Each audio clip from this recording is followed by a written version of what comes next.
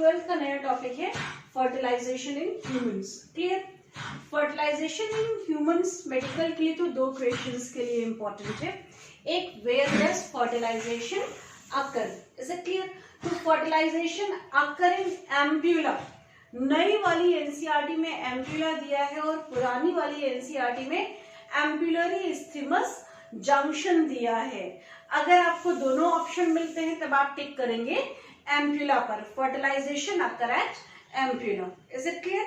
दूसरा एक बड़ा कंट्रोवर्शियल पॉइंट है, एनसीईआरटी में तुमको दिया है fusion of male and female gamete is called as fertilisation. Am I clear? Now fusion of male and female gamete is called as fertilization।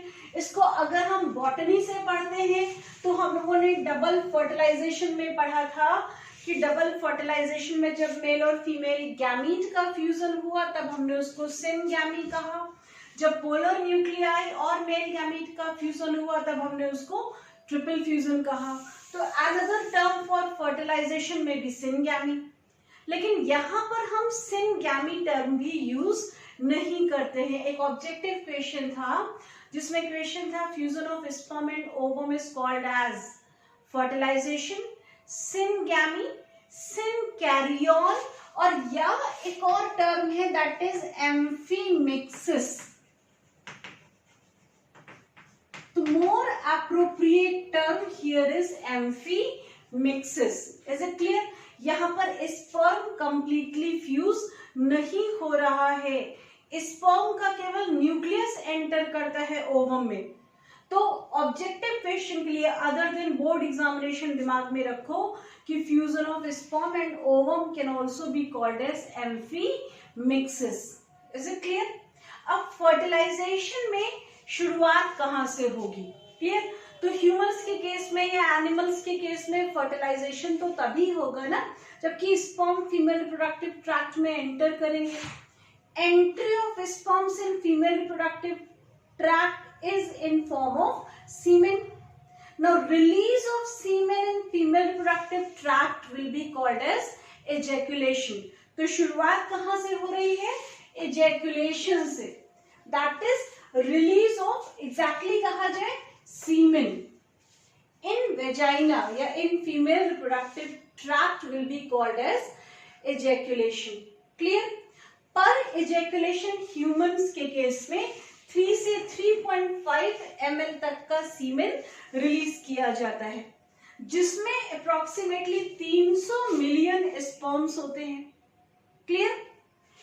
In sperms का movement towards the fallopian tube या सीमेन का movement towards the fallopian tube is facilitated bye, पहला क्या है? Reverse peristalsis इन vagina. Clear? दूसरा है suction pressure in uterus, जिसको हम एस्पिरेटरी मूवमेंट भी कहते हैं, एस्पिरेटरी मूवमेंट ऑफ यूट्राइन वॉल या यूट्राइन मसल्स। क्लियर? और तीसरा हो गया लैशिंग या flagellar movement of sperms. Clear? तो तीन चीजें हैं जो स्पर्म का towards the fallopian tube movement को फैसिलिटेट कर रही है। पहला तो रिवर्स पेरिस्टालसिस इन रिप्रोडक्टिव ट्रैक्ट हो गया, दूसरा a kind of suction pressure which is generated in uterus जिसको हम एस्पिरेटरी मूवमेंट कह रहे हैं, तीसरा क्या है? Lashing movement of sperms. Now this aspiration और reverse peristalsis is because of prostaglandins which will be present in semen। इतनी बात समझ में आई? वेलोसिटी ऑफ स्पर्म कितनी है? तो 1.5 से 3 मिलीमीटर पर मिनट हो सकती है। Second step is capacitation. NCERT में नहीं दिया है बट कैपेसिटेशन मेडिकल में आ चुका है। क्लियर? कैपेसिटेशन क्या है? Functional activation of sperms. Functional activation का मतलब capacity to fertilise the ovum. Clear? तो functional activation of sperms is called as capacitation. और कैपेसिटेशन हो कहाँ रहा है ये भी पूछा गया क्वेश्चन मेडिकल का। तो capacitation of sperms occur in female reproductive tract और इन वेजाइना। Is it clear? क्या है? तो change in permeability of acrosomal membrane and influx of calcium ion is actually capacitation of sperm. ये है एक्रोसोम, ठीक है। एक्रोसोम के ऊपर कुछ केमिकल्स चिपके होते हैं, स्टेरॉल्स। जब तक ये केमिकल्स है, इसकी जो परमेबिलिटी है वो निल है, ठीक। तो सबसे पहला काम क्या होगा, रिमूवल ऑफ स्टेरॉल हो गया। जब स्टेरॉल रिमूव हुए तो कैल्शियम आयन का इनफ्लक्स होगा। तो दो काम हो रहे हैं, removal of sterols and glycoproteins भी होते हैं, और दूसरा हो गया इनफ्लक्स ऑफ कैल्शियम आयन। फिलहाल तुम्हें इतना नहीं पढ़ना है, और वैसे तो इनफ्लक्स ऑफ कैल्शियम आयन तुम हर जगह पढ़ रहे हो। तुमने कंडक्शन ऑफ नर्व इम्पल्स में भी पढ़ा, इनफ्लक्स ऑफ कैल्शियम आयन होता है एट सिनेप्टिक नॉब, क्लियर। आपने contraction and relaxation of muscle fibre में भी पढ़ा कि इनफ्लक्स ऑफ कैल्शियम आयन होता है। तो आप कह सकते हैं change in permeability is because of influx of calcium ion. फिलहाल यहाँ पर एक्रोसोम की मेम्ब्रेन परमिएबल हो गई है टू रिलीज एक्रोसोमल एंजाइम्स। समझ में? पहला काम क्या हुआ, एजेकुलेशन हुआ, जिसकी वजह से स्पर्म्स रिलीज हो गए वेजाइना में। वेजाइना में पहुंचकर स्पर्म्स एक्टिवेट हो रहे हैं टू फर्टिलाइज द ओवम, जिसको हमने कह दिया कैपेसिटेशन। ठीक। अब तीसरा काम क्या होगा, sperms will come in contact with ovum. Ovum का अगर हम स्ट्रक्चर रिकॉल करें तो ये था ओवम। ओवम में मेम्ब्रेन्स कौन कौन सी थी, ये था कोरोना रेडिएटा, ये है जोना पेल्यूसिडा, और ये हो गई वाइटलाइन मेम्ब्रेन। क्लियर? स्पर्म यहां पर आ गया है, sperm has come in contact with ovum. जब स्पर्म ओवम के कांटेक्ट में आता है तब एक और प्रोसेस होता है जिसको हम कहते हैं fertilizin anti fertilizin interaction. Is it clear? You can say a kind of chemical interaction which is taking place between sperm and ovum to identify. Suppose the ovum is of human, so human ovum will identify whether the sperm is of human only or not. That is by a chemical interaction called as fertilization and anti-fertilization reaction, where F for female. Is it clear? So fertilization is a part of female, while anti-fertilization is a part of sperm. तो question पूछा गया, question है medical का, fertilization is of ovum and anti-fertilization is of sperm. दोनों में interaction होगा। अगर ये प्रॉपर टाइप का स्पर्म होगा तभी फर्दर प्रोसेस होगा, नहीं तो नहीं होगा। तो fertilizin by ovum and anti fertilizin by sperm that maintain uniqueness of species. Clear? Next part is acrosomal reaction. आपके घर में कोई आया और आपका दरवाजा बंद है, ठीक है, वो नॉक करेगा, आप पहले वर्बल इंटरैक्शन करते हैं, कौन, सामने वाले को अगर आपने पहचान लिया then you try to open the door. तो जो पहचानने वाला काम है वो फर्टिलाइजन एंटी फर्टिलाइजन है। डोर ओपनिंग क्या हो गई, acrosomal reaction. Is it clear? Acrosomal reaction क्या है, एक्रोसोम कंटेन सम एंजाइम्स।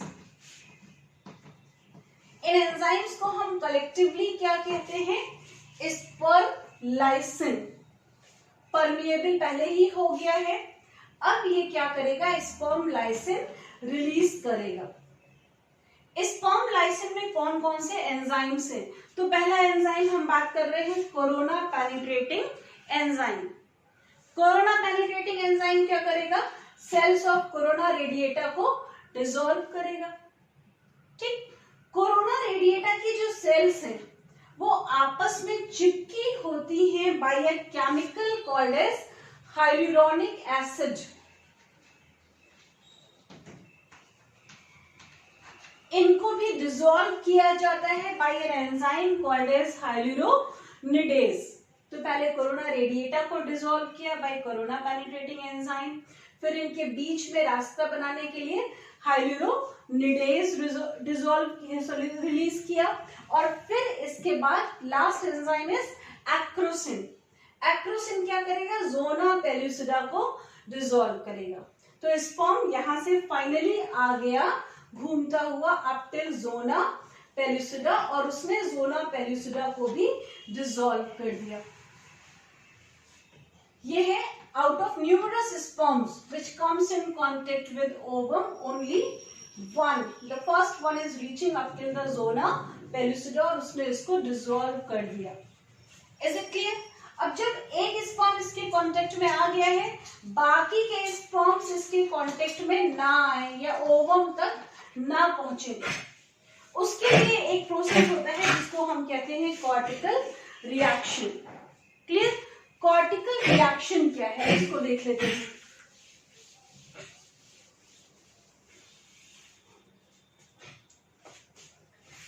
ये है वाइटलाइन मेम्ब्रेन।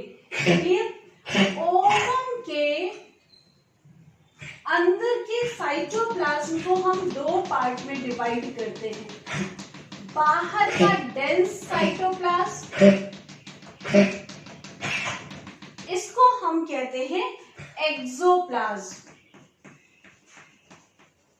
और अंदर का लूज या साइटोप्लाज्म जिसको हम कहते हैं ooप्लाज्म। तो पहले तो दो चीजें, ओवम के साइटोप्लाज्म को हम दो पार्ट में डिवाइड कर रहे हैं, बाहर का डेंस एक्सोप्लाज्म और अंदर का लूज जिसको हमने कहा ooप्लाज्म। क्लियर? एक्सोप्लाज्म में कुछ पार्टिकल्स होते हैं, ग्रैन्यूल्स होते हैं, इनको हम कहते हैं कॉर्टिकल ग्रैन्यूल्स।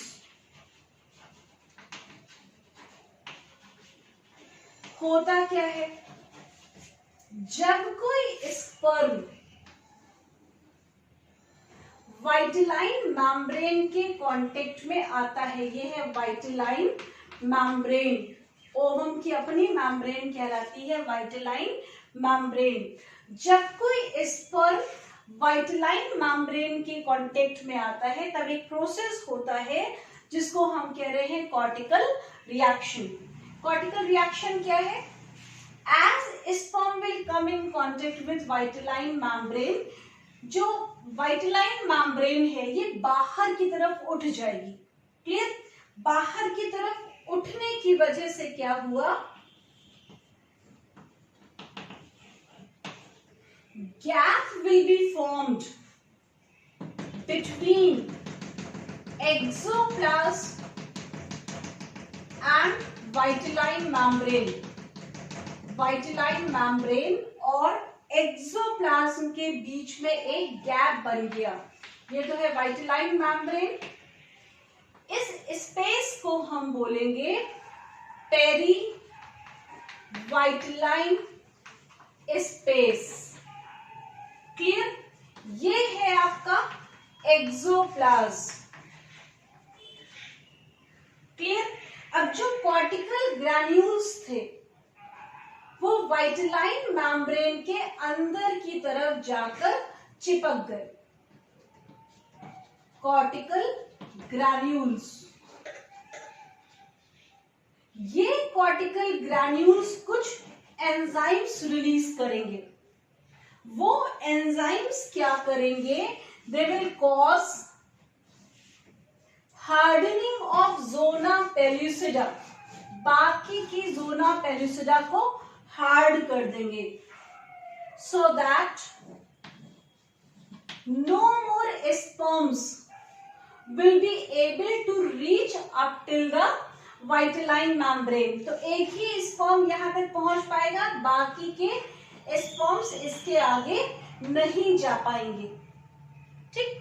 जिसकी वजह से एक ही स्पर्म ओवम को फर्टिलाइज करेगा, एक से ज्यादा स्पर्म्स ओवम को फर्टिलाइज नहीं कर पाएंगे। जोना पेल्यूसिडा हार्ड हो जाएगी और उसको वही रोक देगी, इसके आगे ये स्पर्म एंट्री नहीं ले पाएंगे। क्लियर? जब एक स्पर्म ओवम को फर्टिलाइज कर रहा है, then the phenomena is called as monospermy. Clear? Hardening of zona pellucida की वजह से क्या हुआ? पॉलीस्पर्मी नहीं हो पाई, मतलब ओवम एक से ज्यादा स्पर्म के कांटेक्ट में नहीं आ रहा है। क्लियर? तो कॉर्टिकल रिएक्शन का एडवांटेज क्या हो गया? It avoid polyspermy. यहां तक बात समझ में आई? अब देखो बोर्ड में तुम्हें इतना नहीं लिखना है, बोर्ड में क्वेश्चन आता है why at a time only one sperm fertilizes the ovum. Clear? आपका आंसर क्या होगा? As one sperm comes in contact with ovum it brings structural changes in zona pellucidum, clear, which prevent entry of more sperms. Thus polyspermy is avoided. Clear? Objective question क्या बनता है? Polyspermy is several ovum one sperm या one ovum several sperm. तो polyspermy is one ovum and several sperm. एक बार इतना frequently देख लेते हैं, फिर नेक्स्ट वीडियो में आगे का कंटेंट देखेंगे। Fertilisation more appropriate term is amphimixis. Clear? Steps में क्या क्या पढ़ रहे हैं? तो पहले हमने पढ़ा ejaculation, release of semen in vagina. दूसरा हमने पढ़ा capacitation, important point taking place in female reproductive tract, that is functional activation of sperms. तीसरा हमने पढ़ा fertilizin and anti-fertilizing reaction. So fertilization is a part of ovum and anti-fertilization is associated with sperm, required for maintaining uniqueness of of species. फिर next हमने पढ़ा acrosomal reaction, release of sperm, lysine. Board में इनके नाम अलग अलग नहीं लिखोगे। फंक्शन क्या है? dissolve all membranes present outside the ovum.